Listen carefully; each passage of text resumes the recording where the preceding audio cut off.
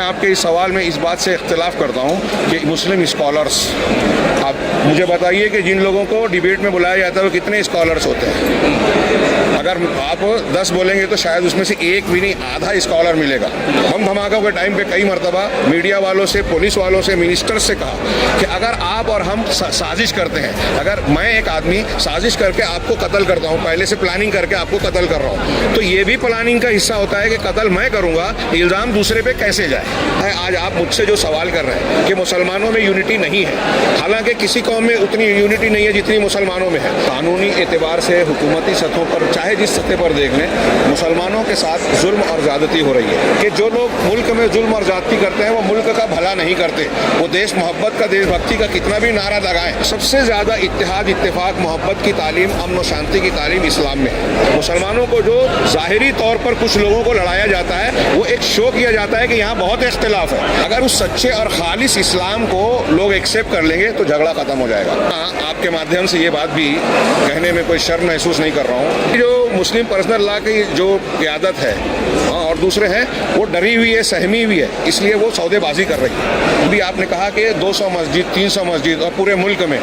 آپ دیکھیے کہ ایک کے بعد ایک سلسلہ وار اسلام اور مسلمانوں سے جڑے ہوئے ایشوز کو اچھالا جاتا ہے۔ مذہبی نہیں جو عام ہندو اور عام غیر مسلم سمجھتا ہے، وہ مذہبی جو منوسمرتی وغیرہ کی تعلیمات میں ہے، جس کو یہ خود کھل کے نہیں کہہ سکتے، ایسا کہہ نہیں سکتے ملک میں کہ ہم یہ چاہتے ہیں، لہذا مسلمانوں کو ٹارگٹ بنا کے ہندوؤں کو یہ بتایا جاتا ہے کہ دیکھیے یہ تمہارے دشمن ہیں۔ لوگ یہ تشویش کر رہے ہیں کہ سری لنکا کے جیسے حالات ہمارے یہاں نہ ہو جائے۔ دبانے کا ایک دم آسان سا طریقہ یہ ہے کہ مسلمانوں کو ٹارگٹ کیا جائے، ان کو بہکاوے میں لایا جائے اور ان کے نوجوان جذباتی ہوں، ان کے خلاف ایکشن لیا جائے۔ یہ مسجد مندر کا مسئلہ اور اس قسم کے مسائل کو جب ایشو بنایا جائے گا تو ان مسائل کے پیچھے ان کے اپنے مسائل دب جاتے ہیں۔ وہ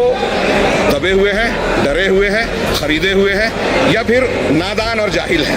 اسکالرس نہیں ہیں، اور ان کو ایک خاص مقصد کے تحت بلایا جاتا ہے، لوگوں کو یہ شو کرنے کے لیے کہ مسلمانوں کا نمائندہ ہے، جبکہ وہ مسلمانوں کے نمائندے ہیں نہیں۔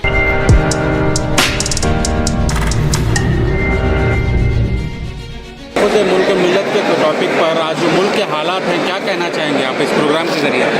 ملک کے حالات تقریباً سب لوگوں کے سامنے واضح ہیں عمومی طور سے، اور اس میں بطور خاص مسلمانوں کے حالات کیا ہیں۔ ایک انصاف پسند غیر مسلم بھی آج یہ محسوس کر سکتا ہے کہ قانونی اعتبار سے حکومتی سطحوں پر چاہے جس سطح پر دیکھ لیں، مسلمانوں کے ساتھ ظلم اور زیادتی ہو رہی ہے۔ اس میں عام مسلمانوں کا خوف اور ڈر میں مبتلا ہونا، اپنے حفاظت کے تعلق سے فکر مند ہونا کہ میں یہاں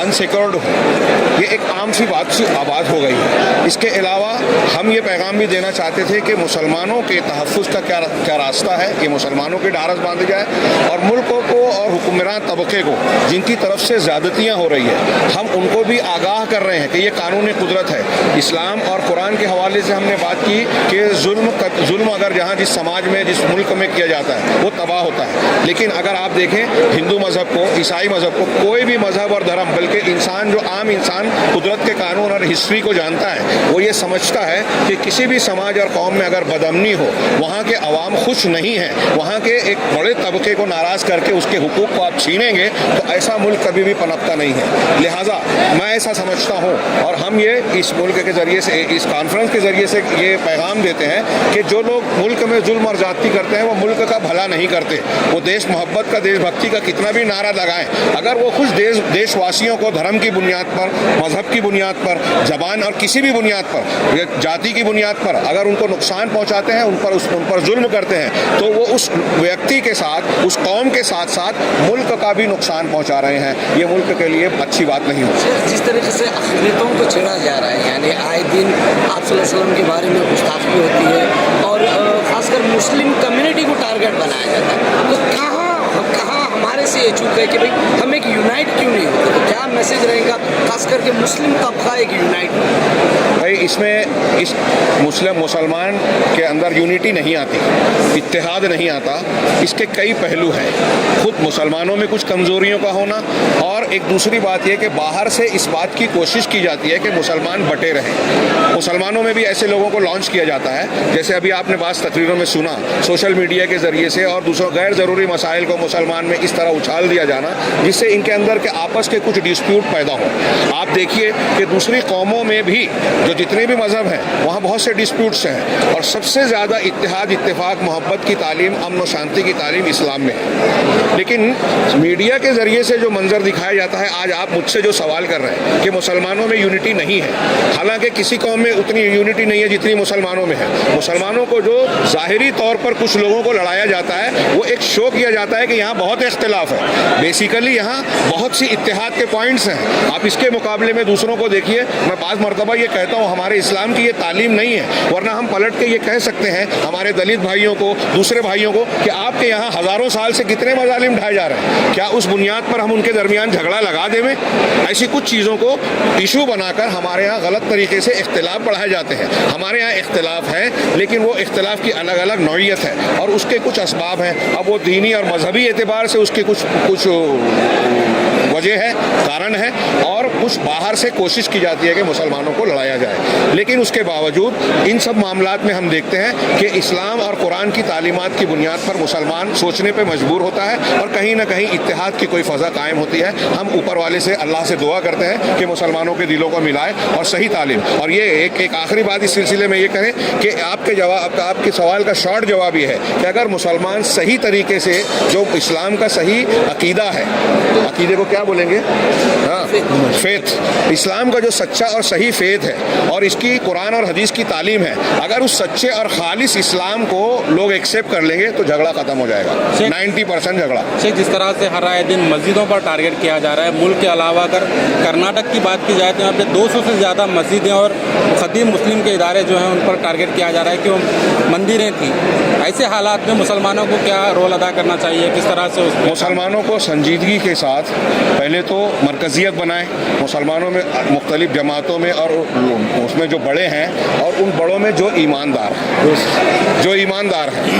मैं यहाँ आपके माध्यम से ये बात भी कहने में कोई शर्म महसूस नहीं कर रहा हूँ कि हमारे एक बड़ी शख्सियत पर्सनल लॉ लेवल की एक बड़े वकील थे महमूद पराचा, मैंने उनकी अभी एक क्लिप देखी और मैंने तकरीर में कहा कि अल्लाह करे वो क्लिप में जो बात उन्होंने बयान की वो गलत है, लेकिन बहुत ऊंचे है और कोई रिएक्शन नहीं आया। वो कहते हैं कि भाई हमारी जो मुस्लिम पर्सनल लॉ की जो क़यादत है, हाँ, और दूसरे हैं वो डरी हुई है, सहमी हुई है, इसलिए वो सौदेबाजी कर रही है। मैं इस पर यकीन नहीं करता, लेकिन अगर ऐसा है तो ये बहुत फिक्र की बात है। आपने जो सवाल किया और आपसे पहले के सवाल में भी इसमें एक फैक्टर ये है जो अभी आपने कहा कि 200 मस्जिद, 300 मस्जिद और पूरे मुल्क में आप देखिए कि एक के बाद एक सिलसिलावार इस्लाम और मुसलमानी से जुड़े हुए इश्यूज़ को उछाला जाता है। उनको पहले बाबरी मस्जिद का मामला, उससे पहले के कुछ मसाइल, फिर उसके बाद ये पहले कहते थे 3 मस्जिद, फिर 3000 मस्जिदें।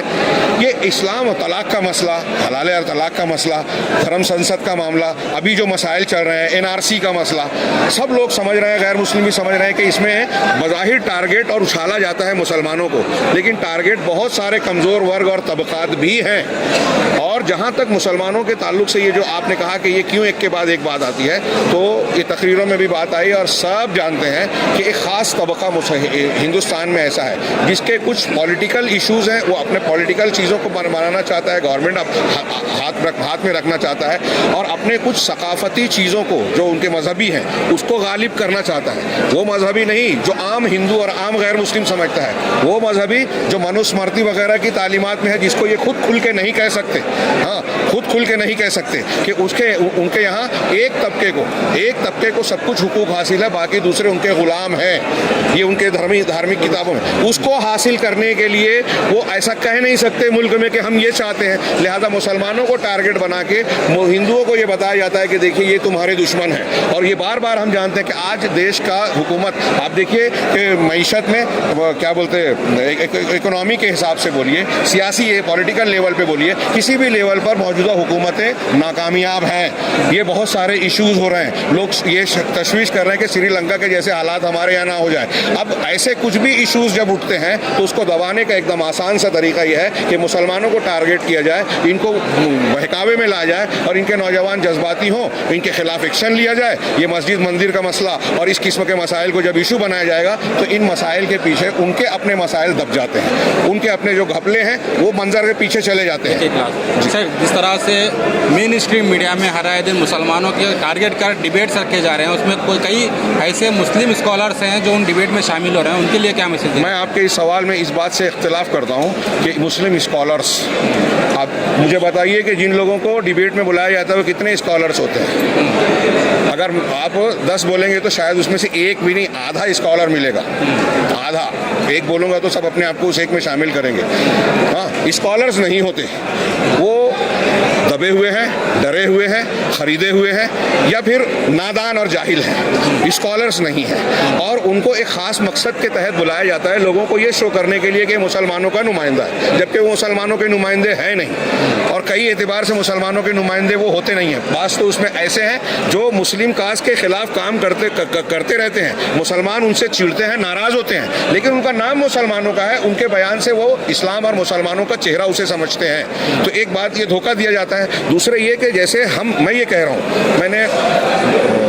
हम धमाकों के टाइम पे कई मरतबा मीडिया वालों से, पुलिस वालों से, मिनिस्टर्स से कहा कि अगर आप और हम साजिश करते हैं, अगर मैं एक आदमी साजिश करके आपको कत्ल करता हूँ, पहले से प्लानिंग करके आपको कत्ल कर रहा हूँ, तो ये भी प्लानिंग का हिस्सा होता है कि कत्ल मैं करूँगा, इल्ज़ाम दूसरे पे कैसे जाए। तो ऐसा ही मामला ये होता है कि ये लोग पहले प्लानिंग करते हैं, मुसलमानों को छेड़ते हैं और इनके इश्यूज़ को उछालते हैं, पहल वो करते हैं। मुसलमान ने एहतजाज किया, नादानी से कोई ऐसा काम किया तो उसको इशू बनाकर इनको निशाना बनाया जाता है। ऐसे ही प्लानिंग के तहत हर मामले में पहले से प्लानिंग करके कुछ लोगों को बुलाया जाता है और ये शो किया जाता है कि ये स्कॉलर्स हैं, वो स्कॉलर्स नहीं होते।